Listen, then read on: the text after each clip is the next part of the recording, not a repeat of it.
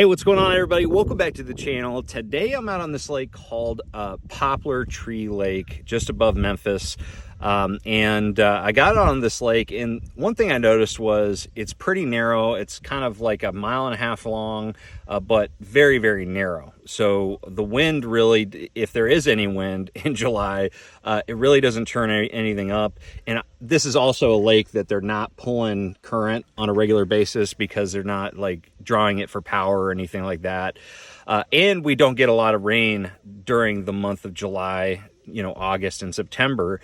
And one thing that occurs on lakes like this, where you have a lot of standing water, a lot of stagnant water, is you develop a thermocline. Okay, right here we've got some stratification that I can actually see on my down scan here.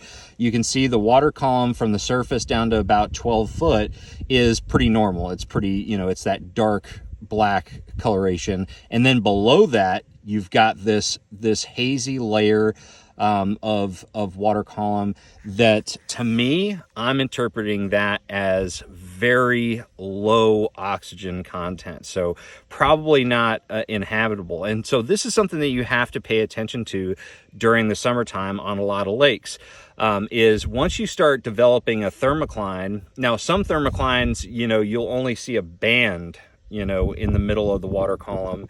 You won't see this just straight cloudiness, that goes all the way from, the middle of the screen down to the bottom.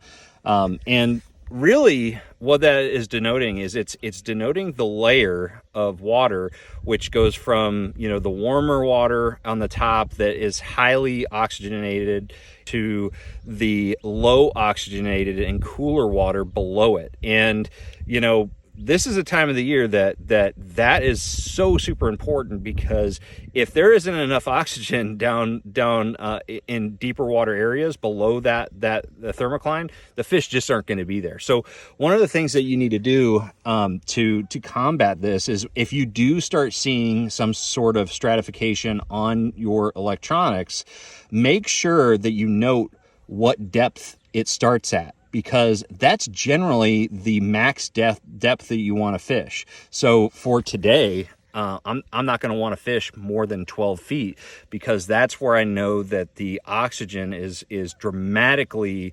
reducing every single foot that you go down.